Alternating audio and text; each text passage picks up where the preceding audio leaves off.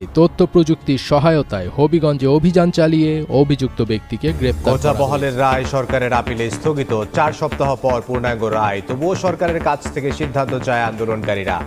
রাজপথে থাকার ঘোষণা। 18 সাল থেকে যেভাবে নিয়োগ প্রক্রিয়া চলে আসছিল সেই নিয়োগ প্রক্রিয়া চলতে থাকবে। হাইকোর্টের জাজমেন্টও স্থগিত থাকবে এবং যে প্রজ্ঞাপনটা বাতিল করা হয়েছে সেই প্রজ্ঞাপনটাও স্থগিত থাকবে। আন্দোলন আর করার এবং জনদুর্ভোগ বাড়ানোর কোনো যৌক্তিক কারণ এখন আর নাই তাদের কাছে। আপনারা আমাদেরকে এই কমিটমেন্টটি দিন, আমরা দ্রুততম সময়ের মধ্যে কমিশন গঠন করব এবং আমাদের গবেষণার ভিত্তিতে যৌক্তিক মাত্রায় এই সুযোগটা আমি কাজে লাগাইতে চাইছি। কি বলবেন? আসসালামু আলাইকুম সুপ্রিয় দর্শক বন্ধুরা, অবশেষে ব্যারিস্টার শাহিদুল হক সুমনকে মেরে ফেলে দেওয়ার হুমকিদাতা সেই অজ্ঞাত ব্যক্তিকে আটক করেছে পুলিশ। দর্শক বন্ধুরা, গত কয়েকদিন আগে এমন একটি খবর প্রকাশ হয়েছিল এবং সেই সাথে ব্যারিস্টার শাহিদুল হক সুমন তিনি নিজেই প্রকাশ করেছিলেন তার জীবন নিয়ে। দর্শক বন্ধুরা, এবার শেষ পর্যন্ত সেই ব্যক্তিকে আটক করতে সক্ষম হয়েছে। দর্শক বন্ধুরা, কেন ব্যারিস্টার শাহিদুল হক সুমনকে মেরে ফেলার হুমকি দিয়েছিল এবার সেই ব্যক্তি তার নিজের মুখে প্রকাশ করেছে। দর্শক বন্ধুরা, অন্যদিকে এবার শিক্ষার্থীরা সেই কোটা আন্দোলন নিয়ে তাদের অবস্থান শক্ত করে রেখেছে, যদিও হাইকোর্ট যেই রায় দিয়েছে সেই রায়ে তারা সন্তুষ্ট নয়। দর্শক বন্ধুরা, চলুন আমরা আজকের বিষয়ের বেশ কিছু গুরুত্বপূর্ণ জেনে নেই এবং সেই সাথে ব্যারিস্টার শাহিদুল হক সুমনকে কেন মারতে চেয়েছিল। চলুন আমরা পুরো ভিডিও দেখে নেই। অবশ্যই ধৈর্য সহকারে পুরো ভিডিও দেখবেন, তাহলে এই সকল বিষয়গুলো পরিপূর্ণ বুঝতে পারবেন। আমি কাজে লাগাইতে চাইছি। কি বলবেন? আমি তো একাই ছিলাম, যে এটা সত্যটা যেটা সত্য এটাই, আমি তো আর অন্য কাউকে আন্তাজিক দোষারোপ করতে পারি না। তো আমরা যেটা ইনভেস্টিগেশনে প্রাথমিক ইনভেস্টিগেশনে যেটা পেয়েছি সেগুলো তো আসলে গেমলার অনলাইন গেমলার ছিল। তো তাকে আমরা যখনই আমাদের ওসি মাননীয় সংসদ সদস্যকে তথ্য দিয়েছিল সে কিন্তু সাথে সাথে জিডি করেছিল এবং আমরা সেই জিডির প্রেক্ষাপটে কিন্তু ওই দিন রাতেই আমরা তার যে ফ্রেন্ড ছিল তাকে অ্যারেস্ট করে ফেলি। তো ভাগ্য কত ভালো দেখেন যে আমরা যাকে অ্যারেস্ট করি সে লোক কিন্তু তার কাছে প্রতারিত হয়েছে। সে তাকে 1,80,000 টাকা দিয়েছিল, বাট পরে জানলাম 1,30,000 টাকা দিয়েছে, 2,30,000 টাকা দিয়েছে। বাট সে যখন তার কাছে টাকাটা নেয় ওই ব্যক্তির কাছ থেকে, তো ওই ব্যক্তি তাকে বিশ্বাস করতে পারতেছিল না। তো বললো আমি আপনাকে কীভাবে টাকা দেবো, আপনি যদি না পাঠান দিলে। তখন সে বিরক্ত হয়ে তার যে পার্সোনাল পাসপোর্ট সে পাসপোর্ট দিয়ে বলছে ঠিক আছে আপনি আমাদের পাসপোর্টটাই রাখেন, কারণ তার টাকার প্রয়োজন ছিল প্রচুর। সে পাসপোর্ট দিয়ে তার কাছে টাকাটা নিয়ে নেয়। তো আমরা তাকে যে তার বন্ধু তাকে মূলত ধরি তাকে ধরার জন্যই।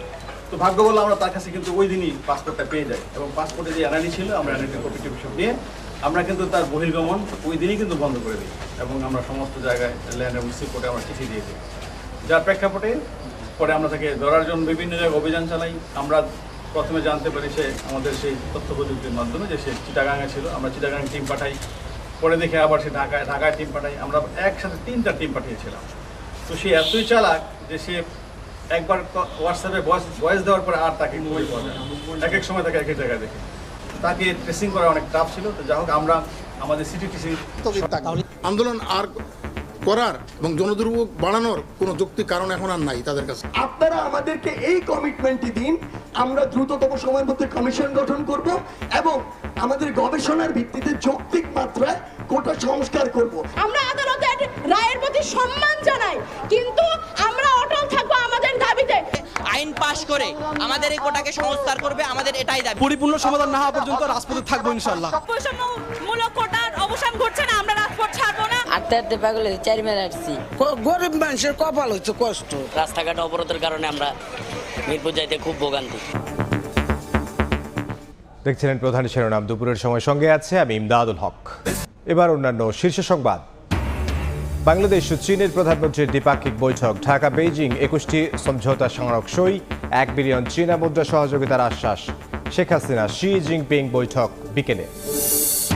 প্রথমবার ব্রিটেনের মন্ত্রিসভায় বাংলাদেশি বংশোদ্ভূত 2 নারী। নগরমন্ত্রী হলেন বঙ্গবন্ধুর নাতনি টিউলিপ সিদ্দিক। স্থানীয় সরকারের দায়িত্ব পেলেন রুশনারা, উচ্ছ্বসিত প্রবাসীরা। মাধ্যমিকের 7 মাসিক পরীক্ষার উত্তর সহ প্রশ্ন ফাঁস। নতুন পদ্ধতি হওয়ায় তো দর্শক বন্ধুরা, আপনারা হয়তো পুরো ভিডিও দেখে এবং সে সাথে তাদের এই সকল কথাগুলো শুনে অবশ্যই বুঝতে পেরেছেন অবশেষে ব্যারিস্টার শহীদুল হক সুমনকে মেরে ফেলার জন্য যে হুমকি দিয়েছিল সেই যুবককে আটক করতে বাধ্য হয়েছে পুলিশ। দর্শক বন্ধুরা, তবে এই ঘটনাকে কেন্দ্র করে অনেক রকম মন্তব্য করে যাচ্ছে।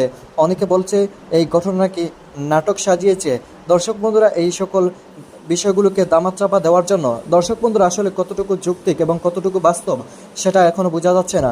তো দর্শক বন্ধুরা, আপনারা পুরো ভিডিও দেখে এবং সে সাথে বাংলাদেশের ছাত্র সমাজের এমন একটি প্রতিবাদ, কোটা আন্দোলন বিরোধী এই সকল প্রতিবাদকে সফল করতে পারবে অবশ্যই কমেন্ট করে জানিয়ে দেবেন। তো দর্শক বন্ধুরা, ভালো থাকুন, সুস্থ থাকুন, আল্লাহ হাফিজ, আসসালামু আলাইকুম।